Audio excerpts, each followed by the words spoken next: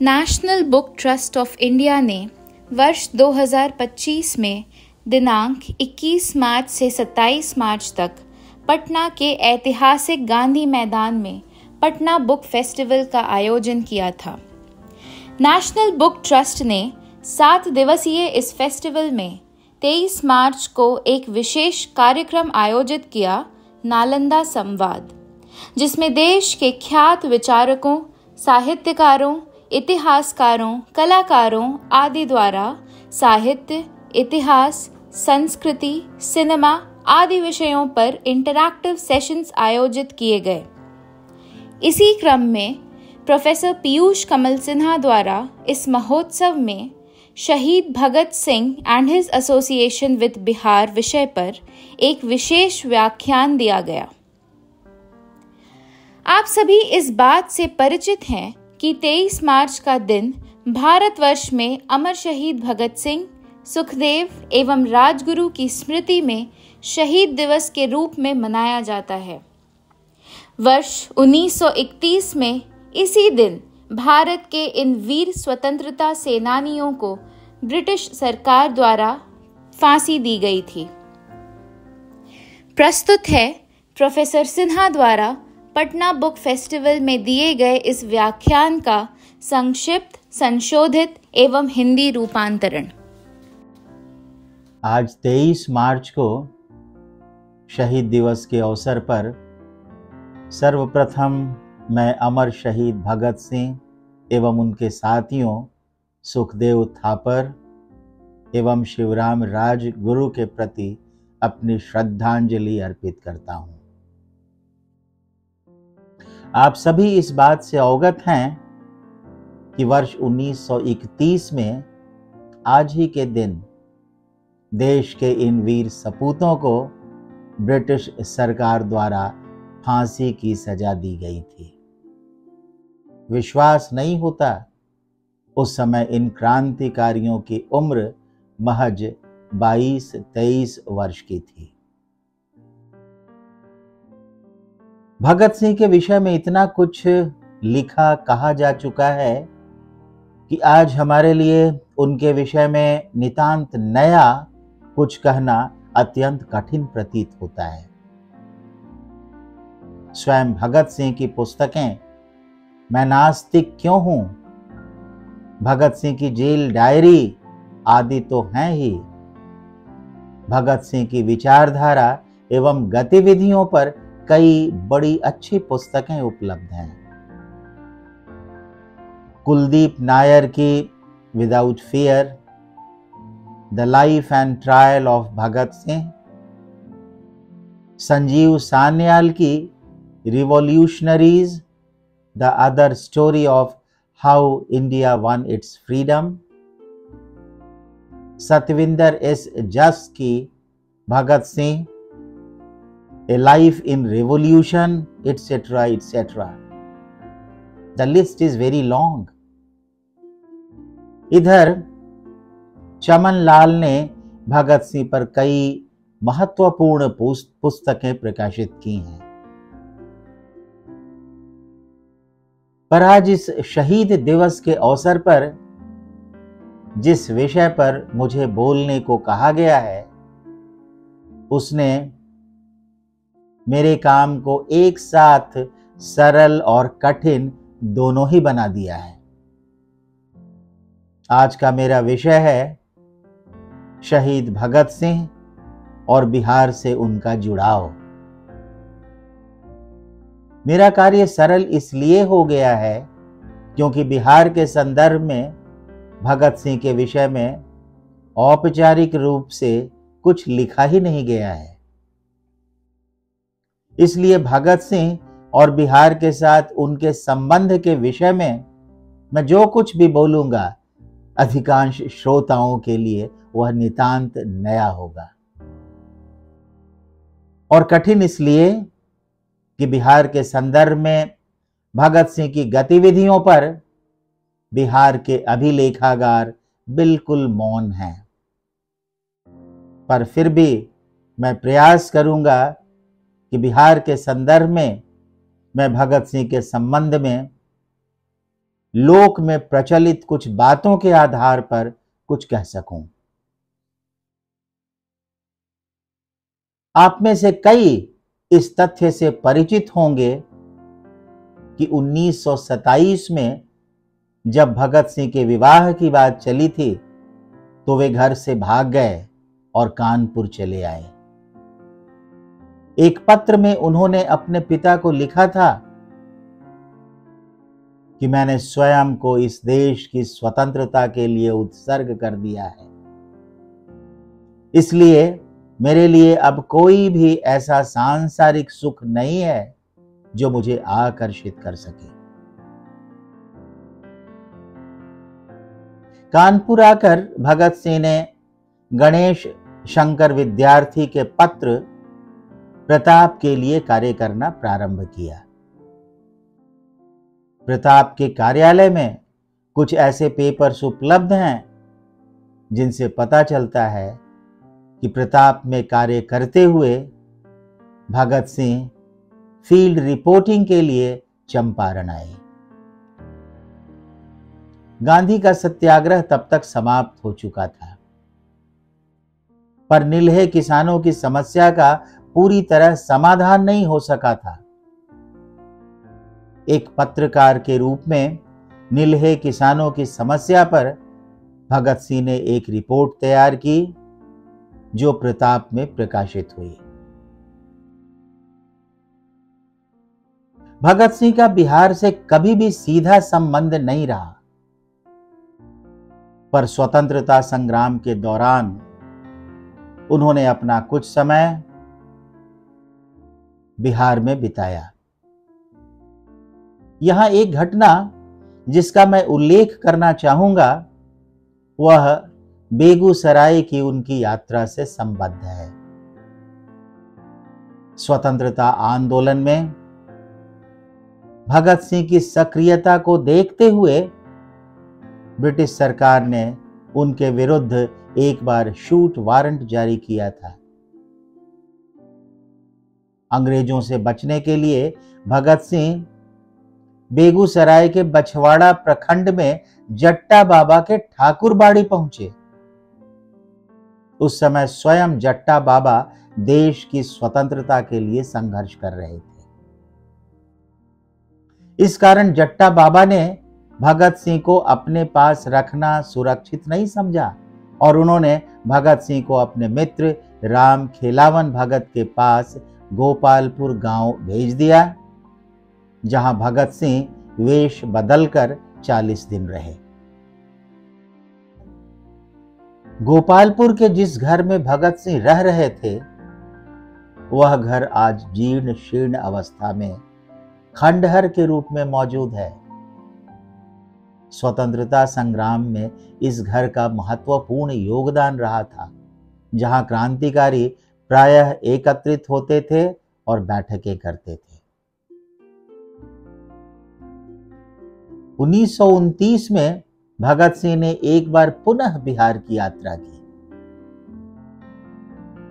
इस बार स्वतंत्रता संघर्ष के लिए धन इकट्ठा करने और हथियार खरीदने के उद्देश्य से वे चंपारण आए। पश्चिम चंपारण में क्रांतिकारी कमलनाथ तिवारी एवं केदार मणि शुक्ल जैसे अनेक क्रांतिकारी सक्रिय थे। भगत सिंह की केदार मणि शुक्ल से गहरी मित्रता हो गई थी। भगत सिंह कुछ समय के लिए जब यहां अपना वेश बदलकर जंगलों में रह रहे थे, उस समय उनका खाना केदार मणि शुक्ल के यहां से ही जाता था।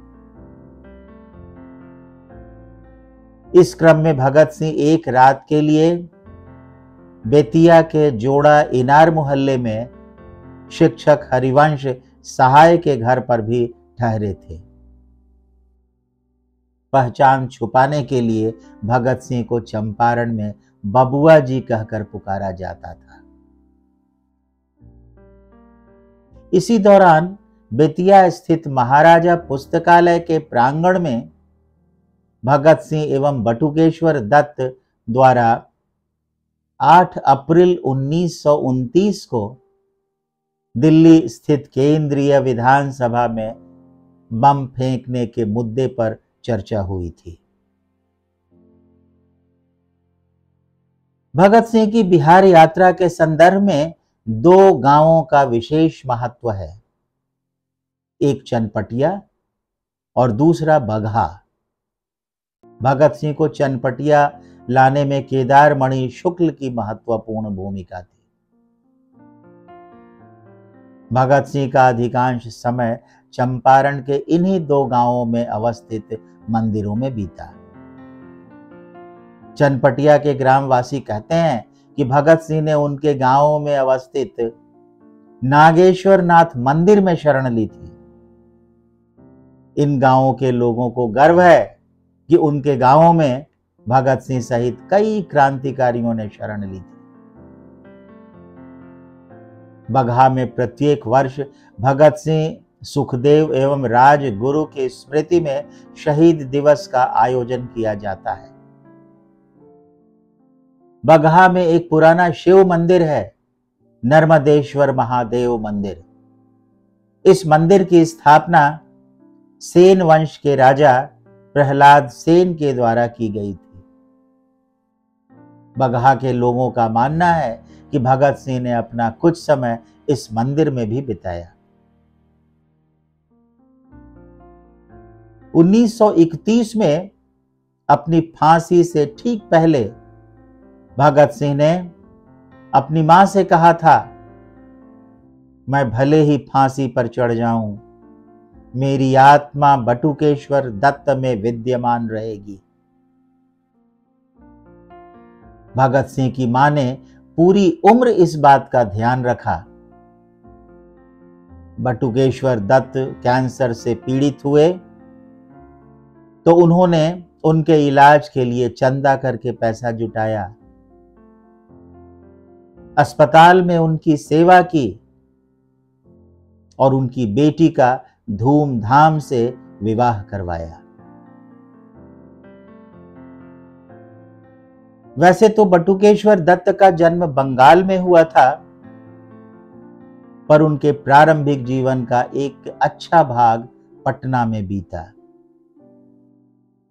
भगत सिंह और उनके साथियों की तरह बटुकेश्वर दत्त भी असेंबली बम कांड और सॉन्डर्स हत्याकांड के दोषी थे।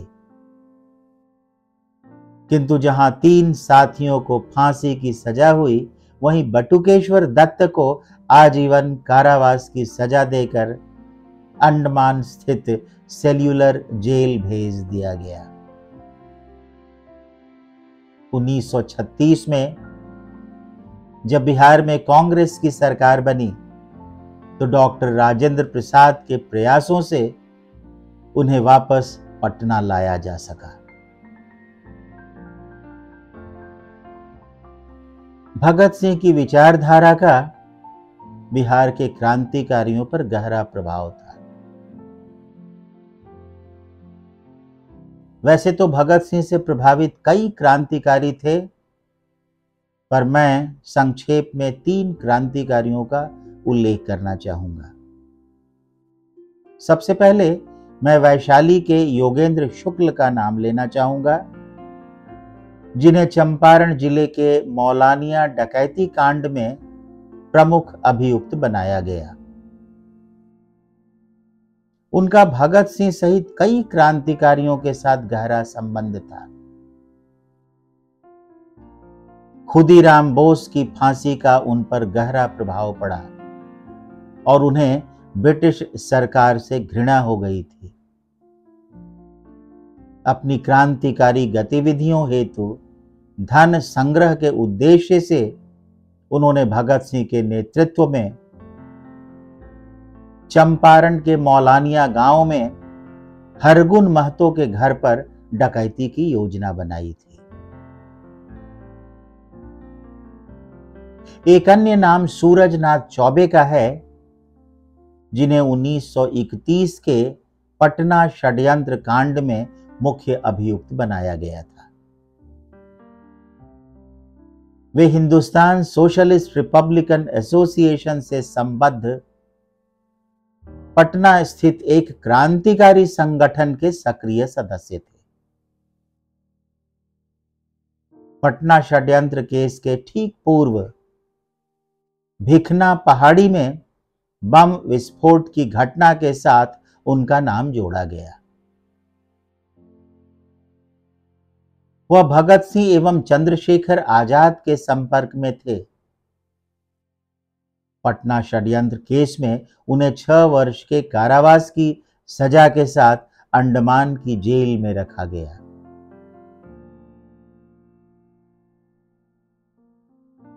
इस संदर्भ में बैकुंठ शुक्ल का नाम भी उल्लेखनीय है, जिन्होंने हिंदुस्तान सोशलिस्ट रिपब्लिकन एसोसिएशन के ही एक सदस्य फणींद्रनाथ घोष की हत्या की थी। फणींद्रनाथ घोष लाहौर षड्यंत्र कांड में सरकारी गवाह बन गए थे। इसी कारण बैकुंठ शुक्ल ने उनकी हत्या की। उल्लेखनीय है कि इसी केस में भगत सिंह, राजगुरु एवं सुखदेव को फांसी की सजा हुई थी। फणींद्रनाथ घोष प्रारंभ से ही हिंदुस्तान सोशलिस्ट रिपब्लिकन एसोसिएशन से जुड़े हुए थे। वस्तुतः हिंदुस्तान सोशलिस्ट रिपब्लिकन एसोसिएशन के गठन हेतु सितंबर 8 एवं 9 को दिल्ली में बुलाई गई बैठक में उन्होंने मनमोहन बनर्जी के साथ संयुक्त रूप से बिहार का प्रतिनिधित्व किया था। 14 मई 1934 को गया केंद्रीय जेल में बैकुंठ शुक्ल को फांसी की सजा हुई। मैं भगत सिंह पर अपनी प्रस्तुति का अंत औपनिवेशिक भारत में इंटेलिजेंस ब्यूरो के तत्कालीन डायरेक्टर होरेस विलियमसन की एक बात से करना चाहता हूं। होरेस विलियमसन ने कहा था, भगत सिंह के फोटोग्राफ हर नगर, हर गांव में लोग बड़े उत्साह से खरीदते थे। एक समय तो ऐसा लगने लगा कि लोकप्रियता में उन्होंने गांधी को काफी पीछे छोड़ दिया है। बिहार में पश्चिम चंपारण, बेगूसराय आदि स्थानों की यात्रा से होरेस विलियमसन की इस बात की पुष्टि होती है। इन स्थानों में लोग भगत सिंह को आज भी बड़ी श्रद्धा से याद करते हैं। भगत सिंह लोगों के मानस पटल पर उनकी स्मृति में आज भी जीवित है। Thank you very much.